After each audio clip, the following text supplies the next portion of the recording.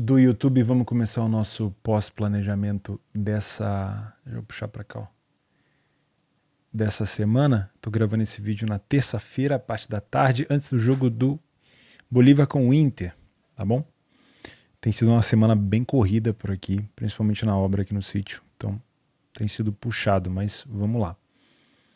Primeiro, dar as boas-vindas aos novos membros do canal, que nunca participaram aqui do pós-planejamento. Lembrando, estou sempre de olho nos comentários, então gosto de saber como que vocês trabalharam, que oportunidades vocês encontraram, e a gente vai trabalhando junto, tá? Eu vou tomando meu café aqui enquanto a gente conversa.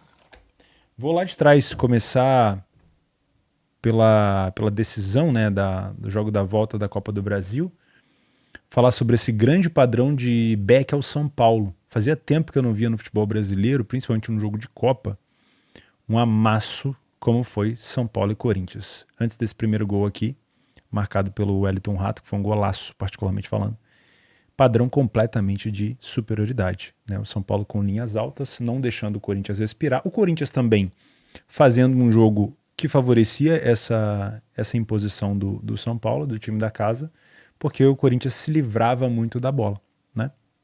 Então deu para trabalhar a favor do São Paulo ou contra o Corinthians muito tranquilamente e deu para pegar esse primeiro gol aqui. Eu vou tirar o adblock aqui do site.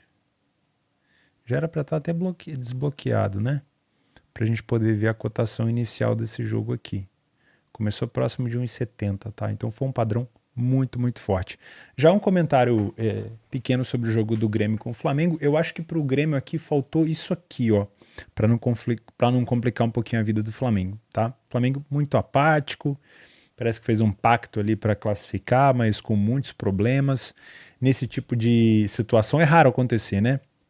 Na Europa, esse tipo de situação que envolve bastidores. Ali a gente teve uma situação parecida, não no mesmo nível, mas no vestiário do Bayern de Munique, né? Teve uma situação ali também com Leroy Sané e Sadio Mané, e a gente tentava replicar isso em alguma posição ou ficar de fora do mercado. No jogo do Flamengo eu tenho preferido ficar um pouco de fora, porque é um time que não apresenta confiança defensiva, né? A gente já vai falar do próximo jogo do Flamengo aqui, que foi contra o Curitiba. Teve esse jogo do City com o Sevilha, não consegui fazer, infelizmente, o final da Supercopa, mas parece que houve aqui um padrão de superioridade em algumas janelas do City que não resultou em gol, né? Nem toda a superioridade, assim como São Paulo e Corinthians, vai resultar em gol, né? O que a gente precisa e o que a gente quer quando a gente está trabalhando no Match Odds, aqui falando de trade, a gente quer o mercado mais estabilizado possível, por mais tempo possível. Só que o gol é um bônus. Enquanto a gente continuar considerando, pelo menos eu vou falar para você, trader, o gol como obrigação, você pode se perder às vezes numa posição que já era para você ter fechado, tá? Então eu sempre gosto de tratar, pelo menos a minha forma de trabalho, o gol como um bônus. Eu não dependo do gol para abrir ou fechar uma posição, tá bom? Então eu estou numa posição, o mercado está favorável, a leitura está favorável, eu vou continuar por ali. Agora, deu os critérios do meu fechamento, terminou ali a sequência de superioridade, eu tô fora. Ah, mas não saiu o gol.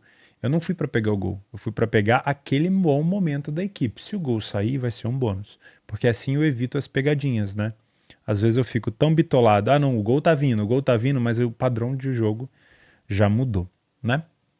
Aí na quinta-feira, dia 17, tivemos um dia um pouco mais fraco, foi aquela quinta gigantesca ali de conference.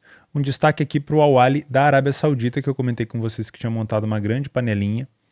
E realmente é um time muito, muito forte. Nesse jogo não jogou o Firmino, mas jogou o Mahrez, jogou o Saint-Maximin. Eu tinha comentado com vocês o Kessié. É um time, o Ibanez, o Mendy, é um time muito forte, vale a pena sim ficar de olho. Eu favoritaria ele aqui para ficar de olho nos próximos jogos, tá? Na sexta-feira, começamos com decisão. Não, tô confundindo com a sexta-feira passada. Começamos com o início da Bundesliga, esse final de semana, com Bremen e Bayern de Munique. O Bremen não conseguiu marcar nem um golzinho no Bayern. O Bayern foi bem superior aqui por boa parte do jogo, aproveitando velocidade. O Kane já dando passe para gol, já fazendo o seu gol. O meu xará, entre aspas, o Tel, também fazendo um gol no final. Foi uma goleada do Bayern que foi meio parida, né? Assim, já parecia que não ia vir, daqui a pouco gols 90, gols 94, para quem trabalha a favor da goleada. em times favoritos, esse gol do Bayern aqui deve ter pagado muito bem. Eu não trabalhei esse jogo no match odds nem em mercado de goleadas, eu trabalhei no mercado de gols, tá? Principalmente aqui no segundo tempo, peguei um over limite. Esse gol do Sané aqui me pagou o que eu precisava. Depois tivemos Sport contra o Casapia, esse aqui eu não consegui fazer. Eu acho que nessa sexta-feira eu só dei esse clique no mercado. Posso estar enganado. Ah não, teve na parte da manhã aqui Kaiserslautern e Elversberg, que eu não fiz. E Wien Wiesbaden e Karlsruhe. Por que eu não fiz esse jogo? Teve alguma coisa aqui no sítio que eu não fiz. Mas foi um jogaço, pelo que me falaram. Mais uma vez, olha, anotem isso daí. Mais uma vez o Elversberg faz um excelente jogo. Mais uma vez o Elversberg fica na frente do placar. E ele cede o empate e virada. Isso aconteceu contra o Hannover na primeira partida. Isso aconteceu contra o Hansa Rostock na segunda. E isso aconteceu contra o Kaiserslautern. Isso mostra uma equipe empenhada, organizada, agressiva, porém imatura.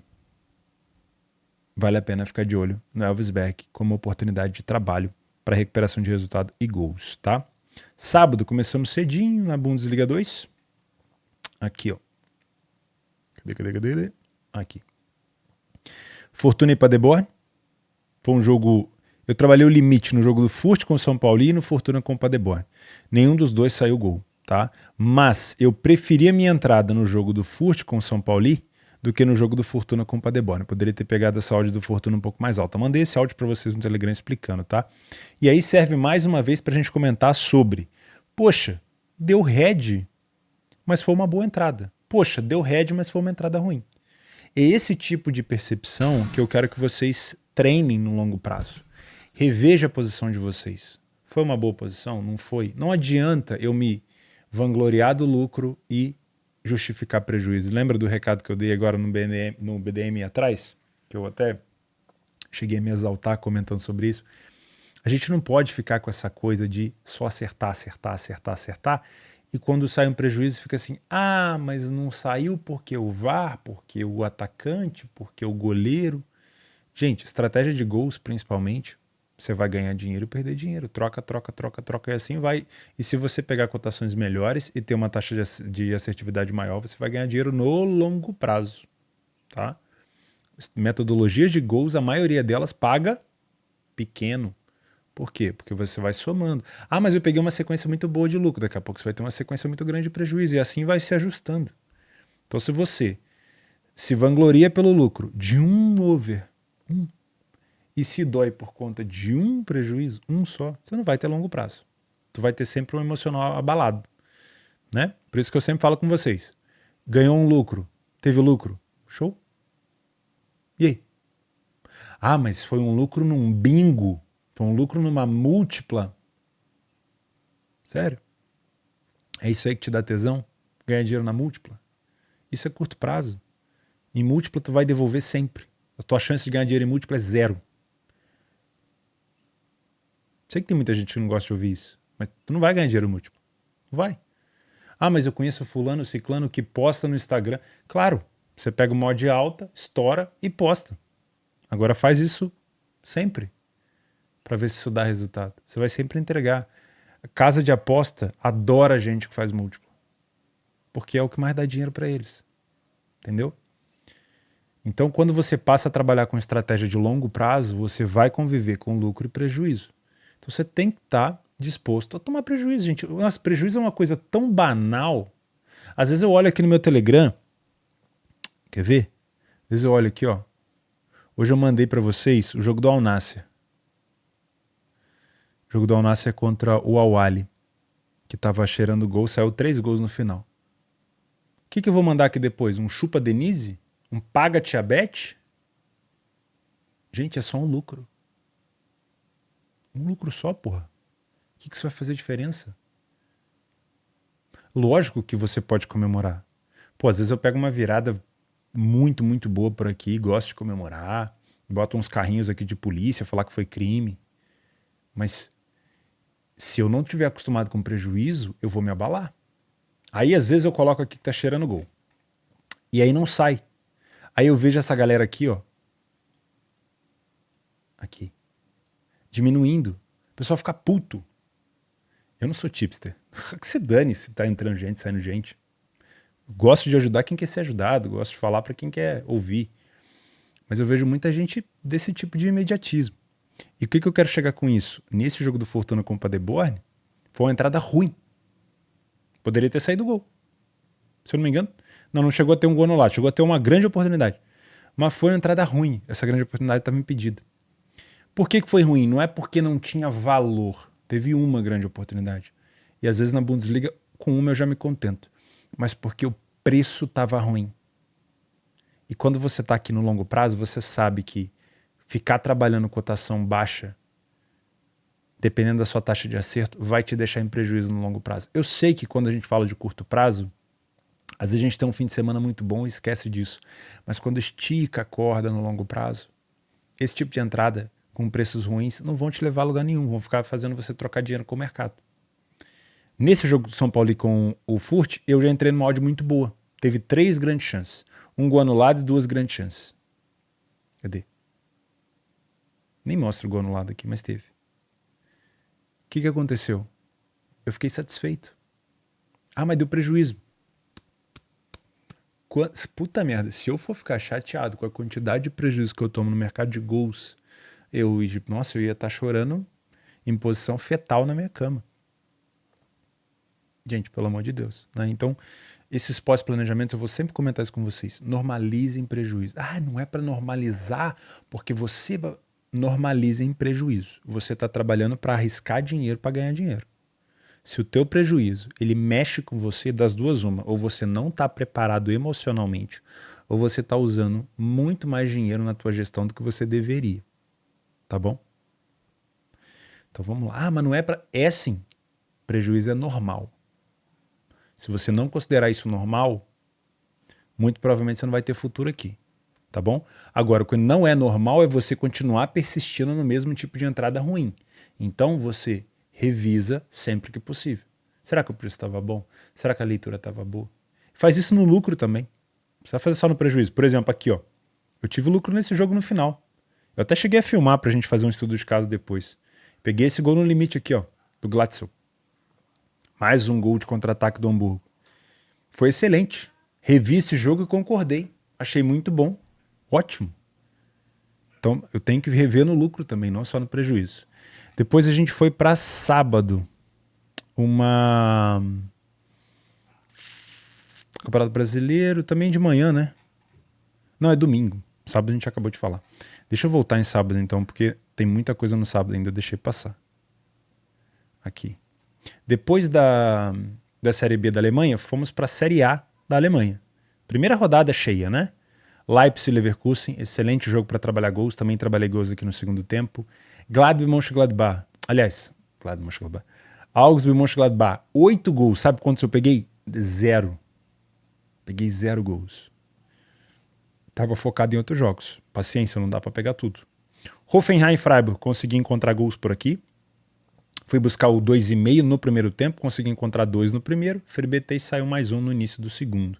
Stuttgart e Bochum, a expectativa era de um jogo onde o Stuttgart estava com uma cotação muito baixa, mas a realidade foi um Stuttgart muito agressivo, que depois do primeiro gol teve muito espaço para contra-atacar. Segundo tempo foi muito fácil de trabalhar o mercado de over goals por aqui. Revisei a entrada depois. Não só a entrada, mas a minha leitura. Bochum se expondo, Stuttgart contra-atacando, Stuttgart com vontade, com apoio da torcida. Excelente. Né? Excelente. Wolfsburg e Heidenheim, eu acho que eu não fiz nada nesse jogo. Esperava mais do comportamento agressivo do Heidenheim para poder trabalhar. O Heidenheim, ao mesmo tempo que ele dava a bola para o Wolfsburg, ele não contra-atacava, ele se compactava. E esse tipo de comportamento do campeão, e fazendo uma ressalva, tá? Esses últimos dias eu comentei que o Heidenheim tinha sido segundo colocado, que o Darmstadt tinha sido campeão. A última rodada fez com que o Heidenheim fosse o campeão, tá? Da segunda divisão. Não muda muito ali em aspecto de acesso, mas menção honrosa aqui para o Heidenheim. Esse tipo de comportamento do Heidenheim não vai ajudar muito, tá? Ou você se compacta direito, ou você sai para o jogo igual louco. Né? Vai ter que melhorar um pouquinho. E Dortmund e Colônia, não fiz nada, não senti nenhum pingo de confiança de fazer algo no Dortmund. E olha que curioso, né? Às vezes a gente trabalha Hoffenheim e Freiburg, a gente trabalha Stuttgart e Bochum, Foram times que subiram recentemente aqui da segunda divisão, há 2, 3 temporadas atrás. E eu ignorei o Dortmund. O Dortmund não me deu padrão de back.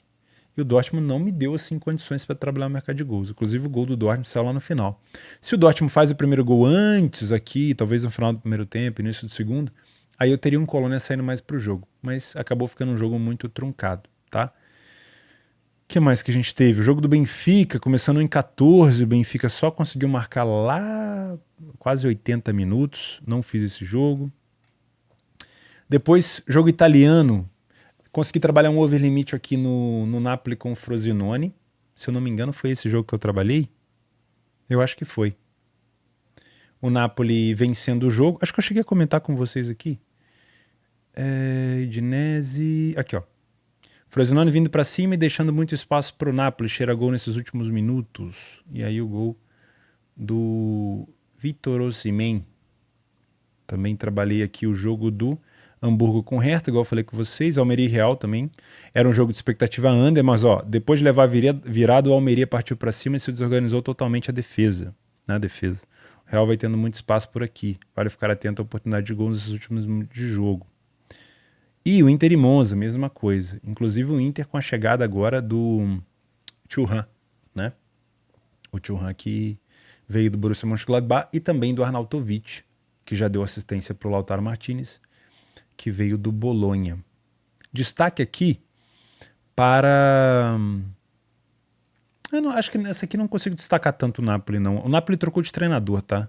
Vale a pena fazer ali um xizinho ou uma interrogação para a gente ver até que ponto o Garcia vai conseguir, Rudi Garcia vai conseguir manter esse Napoli como grande favorito, tá? E a Inter também, nosso querido Inzaghi tem que apresentar um pouco mais os pontos corridos. É um cara que hoje entrega no mata-mata, mas os pontos corridos ainda deixam um pouco a desejar. O Real então venceu, mais um belo jogo do Bellingham. O Brighton fez 4-1 no Wolverhampton, não consegui trabalhar aqui. O Manchester City não me deu padrão para nada por aqui. Achei um jogo do City muito abaixo, para ser sincero com vocês. O Liverpool, vim para trabalhar back Liverpool, porém, primeiro minuto de jogo, eu sou um cara que eu já falei para vocês que eu demoro um pouco a me posicionar, eu preciso de uma leitura muito clara. Comecei a construir meu padrão de jogo com um favorito do Liverpool, né? Esperando um padrão de superioridade. 1 minuto de jogo, gol anulado do Bournemouth. 3 minutos, gol do Bournemouth. Então já me tirou completamente ali a necessidade, né? A vontade de trabalhar.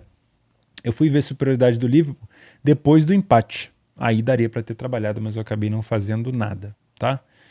Esse foi o sábado. Aí no Brasileirão, mais uma vez, o Botafogo cedendo muita oportunidade para o São Paulo, mas o São Paulo deixando de marcar e o Botafogo também perdendo alguns gols. O América fazendo a cartilha, né? A América marca fora, mas não consegue proteger a vantagem, tomou a virada do Fluminense. O Corinthians teve uma sorte danada aqui, competência, sorte, barra, né? O Cruzeiro no último lance do jogo, com a entrada do Gilberto, em vez de ir para a linha de fundo, ele perdeu a bola e deu o contra-ataque do gol do Corinthians. Vou ser sincero com vocês, quando eu trabalhava under, esse é o tipo de jogo que me faria tiltar. Porque pensa bem, o cara vai lá na linha de fundo e você fala assim, vou pegar esses 3% aqui porque o jogo já morreu. O time vencendo, precisando da vitória, vai para a linha de fundo, vai segurar a bola, o juiz vai... O que acontece? Contra-ataque do Corinthians e gol. Para quem trabalha back favorito vencendo, ou under limite aqui, esse tipo de gol aí, mexe com o cara, tá? Esse é o tipo de situação que se você não tiver um emocional firme, é difícil, meu amigo. É difícil, tá? Muito difícil. Internacional e Fortaleza, trabalhei o over limite por aqui. E achei uma entrada ruim. De novo, ó. Perdi dinheiro aqui e achei ruim. Por quê? O Fortaleza desperdiça muito o contra-ataque. Muito. Eu preferia o Inter ter menos chance de perigo, e ele teve algumas, mas o Fortaleza ter mais contra-ataque do que o contrário. Fortaleza, quando saía para o contra-ataque, era a maioria passe errado. E eu não gosto muito de trabalhar em mercado de gols quando só uma equipe está tendo chance. Então, não gostei tanto. No domingo, perdi a parte da manhã, tivemos um almoço de aniversário na família, e aí não fiz a parte da manhã da Bundesliga 2. O Braunschweig venceu o Schalke, o Magdeburg venceu o Kiel, mais uma vitória do Magdeburg, hein? 7 pontos, o Hamburgo já lidera também o campeonato. E Osnabrück e Nuremberg 3-2. Lembra que eu falei que jogos do Nuremberg, eu comento com vocês assim, ó, jogo Nuremberg, por conta da temporada passada, jogo fraco, jogo xoxo, não gosto muito e tal. 3-2. Geralmente quando a gente cria muita expectativa, o jogo fica merda, né? Tipo aqui, ó, Braunschweig e Schalke. Mas quando a gente não cria expectativa, vem esses jogos aqui meio loucos. Que mais? Portugal, o Porto venceu o Farense, não consegui trabalhar. A maioria dos jogos aqui na parte da manhã eu não consegui fazer, não consegui acompanhar Frankfurt e Dortmund e Darmstadt. Quero ver como é que foi o comportamento do Darmstadt nesse jogo. Mas tudo bem, segurar o Frankfurt aqui, perder apenas por 1-0 não parece tão ruim. O União Berlim voltou muito bem, né? Já com vitória para cima do mais. O União Berlim que tá na Liga dos Campeões esse ano. Gostei muito da Juventus. Será que eu vou me iludir com essa Juventus essa temporada? Porque assim, a Juventus não tem mais nada nessa temporada para disputar, a não ser a Série A italiana, tá? E o próximo jogo da Juventus é contra o Bolonha em casa. Acho que vai valer esse back. Eu trabalhei esse jogo da Juve. Cadê? Aqui, ó, Udinese e Juventus. Início avassalador da Juventus. Mesmo após abrir o placar, a Juventus seguiu em cima buscando ampliar a vantagem. E fez isso mesmo, olha aqui, ó. Primeiro gol aqui, logo no comecinho. Segundo gol aqui, ó. Padrão de superioridade da Juve. Com 2 gols de vantagem, a Juventus vai se armar para o contra-ataque.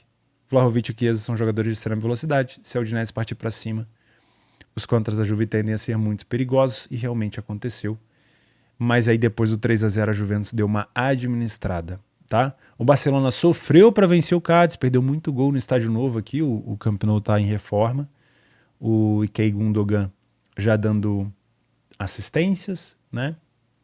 Para desbloquear ali, o cara é muito bom no passe entre as linhas, mas achei que depois de estar vencendo o placar, o Barcelona deu umas chances meio fortes aqui pro Cádiz. Esse aqui já era tarde, esse jogo. Eu não fiz o jogo do West Ham com o Chelsea dominando em boa parte do... Dominando em boa parte do jogo. Teve um gol de empate no momento onde estava melhor. É difícil você ler gráfico e saber a realidade do jogo, né? Teve um pênalti perdido, olha que doideira. Teve um pênalti perdido, tomou um gol de contra-ataque e depois tomou um gol no final, quando estava com um homem a mais. Loucura isso aqui. Loucura. Tem que ter emocional para trabalhar esse tipo de jogo. Aí tivemos a Espanha campeã do mundo feminina, jogou muito bem, a Inglaterra praticamente não teve hipótese. O Vasco fez um gol logo no comecinho contra o Atlético Mineiro. Como tá mal o Galo, hein? Puta merda, se fosse qualquer outro treinador do mundo, aqui no Brasil já teria caído. Mas o Filipão tem um negócio, cara, impressionante. O Galo tem que acordar. O Bahia dando um cacete no Bragantino, era uma expectativa de jogo para gols, mas eu esperava que o Bragantino também marcasse o seu, né? O Bragantino teve uma queda bonita nesse jogo aqui. Esperava mais. Curitiba e Flamengo, jogo bom para trabalhar o limite. Aqui, ó. Últimos minutos com um cenário de extrema exposição do Flamengo em busca da vitória. Curitiba recua para proteger o empate, mas vai tendo espaço para poder contra-atacar. Vale ficar atento à oportunidade de gol nesses últimos minutos de jogo. Gol do Gerson no último lance. Pagou o limite aqui. Jogo bom para trabalhar, tá? Pelo menos mercado de gols. O Flamengo foi muito forte no primeiro tempo, mas continua sendo aquele Flamengo que cede a oportunidade, igual eu falei no jogo contra o Grêmio. O time do Flamengo não passa confiança. E Santos e Grêmio, eu não consegui fazer o jogo, mas esse gol aqui, com a assistência do Soteldo, isso aqui foi gol de pelada, né? Sai uma bola vindo lá da área, a bola vem pererecando ali, meio de curva, bate em cima da linha, não sai, todo mundo sai correndo. Não vou dizer nem que é de pelada, porque em pelada alguém tinha gritado e saiu, e aí ia dar uma briga danada, porque se o cara grita... Juiz de pelada é quem grita, né? É igual falta. Parou aqui, parou. Não tem como. O cara falou saiu, já era, né? Mas ali tinha o VAR, obviamente, viu que a bola não tinha saído, e o Santos consegue uma vitória importantíssima. Outra vitória que surpreendeu foi a da Chape na Série B, viu? Um jogo sem volume da Chapecoense, muito volume da equipe do Bragantino. Olha só. Rapaz, a quantidade de XG que o Novo Horizontino criou. Puta merda. Chapecoense venceu e venceu bem por aqui. Isso vai atrapalhar um pouco o Novo Horizontino nessa caminhada, hein? Deixa eu ver se eu deixei mais... Roma se complicando contra a Salernitana. Eu tinha mandado aqui pra vocês, né? Favoritos que poderiam se complicar no dia. Cadê? Sparta não venceu, Malmo não venceu, Chelsea não venceu, Frankfurt venceu, a Roma não venceu, o Lazio tomou a virada e a Juventus venceu. A Juventus já me tirou essa imagem ruim, tá? O Frankfurt não, porque eu ainda não vi o compacto do jogo, mas o restante é aquele tipo de favorito que a gente tem que evitar. A Roma adora se complicar dentro de casa. Impressionante. E aqui, ó, parece sina, né? Mas as últimas vezes que o Lecce enfrentou a Lazio é só cacete em cima de cacete pra cima da Lazio. E olha que a Lazio saiu na frente, hein? A Lazio saiu na frente com gol do Immobile. Normal, né? Gol do Immobile é igual segunda-feira na semana. Toda vez tem. Mas o Lecce virou o jogo, apoio da torcida. Depois, nessa segunda-feira, agora recentemente, o Arsenal jogou com o Crystal Palace. Não consegui acompanhar esse jogo. De verdade, quero ver um compacto. Queria saber como que o Arsenal se comportou. Mas pelo que eu vi, foi uma atuação um pouco apagada, tá? Sevilha Alavés, eu cheguei a ver os gols do jogo só. Não consegui ver Milan em Bolonha. Tô devendo também assistir algum jogo do Milan. Preciso ver esse compacto. Preciso ver se eu consigo achar em algumas plataformas que eu pago aqui. Acho que o iScout pode ter. Porque tô curioso para saber como foi o comportamento. Dos times italianos, o que eu mais gostei foi a Juventus. Pasmem. E olha que a Juventus tinha caído no meu conceito na temporada passada. Mas o Arsenal era um time que eu esperava que se complicasse por aqui. O Torino realmente se complicou, né? O Milan, pelo histórico, acabou vencendo. É um time que, na maioria das vezes, vence. Esperava também uma complicação do Fenerbahçe, mas pelo visto ele teve pelo menos um bom padrão aqui de imposição para cima do Samsunspor, que veio da segunda divisão. E eu queria comentar com vocês, hoje, já aproveitando que eu tô gravando terça-feira, sobre a Arábia Saudita. Deixa eu ver se eu consigo encontrar aqui. Acho que foi final de semana que tem competição da Arábia Saudita. Deixa eu dar uma olhada se é isso daqui. Aqui, ó. Arábia Saudita. Ó, tivemos o jogo do Al Ahly, aquela panelinha que eu comentei. O Al Nassr perdendo. Mandei um áudio no Telegram hoje. Se você puder, se você não me segue no Telegram, corre lá e assiste. E escuta esse áudio aqui, ó. Do Al Nassr. 3 minutinhos. Eu acho que é um time que vai dar oportunidade pra gente enquanto ele não tiver sólido defensivamente, tá? De novo o Al Nassr perdendo aqui dentro de casa. Foi exatamente aquele negócio que eu comentei. Indo pra cima, dando espaço para contra-ataque. Aqui, ó. Tomou o gol no final, tá? Hoje acabou passando com 3 gols no final para a fase de grupo, se eu não me engano, da Liga dos Campeões da Ásia. O Al Ittihad, sólido, mas com muito burburinho de problemas internos no vestiário. Não sei até que ponto isso é verdade. Al Hilal, com muito volume ofensivo, muito, mas não conseguindo colocar a bola para dentro. Odds muito esmagadas também, tomem cuidado com isso daí. Acho que é isso que eu queria comentar sobre a Arábia Saudita. Ficar de olho no Al Ahly, Al Ittihad, Al Nassr e Al Hilal. E sempre tomando cuidado com as cotações e liquidez. E quando a gente tiver esse tipo de cenário aqui, ó, dos favoritos perdendo ou precisando do resultado, fica de olho se o não favorito está contra-atacando. Nesse caso aqui, o Al Feiha não contra-atacou. Não valia tanto assim trabalhar mercado de gols. Agora, nesse jogo do Al Nassr, sim. O Al Tahroun estava contra-atacando. O Al Nassr estava criando bastante volume. Então, vale a pena ficar sempre de olho em gols. Desde que tenha preço e liquidez, obviamente. Tá bom, meus amigos? A gente se vê sexta-feira, se Deus quiser. Um abraço.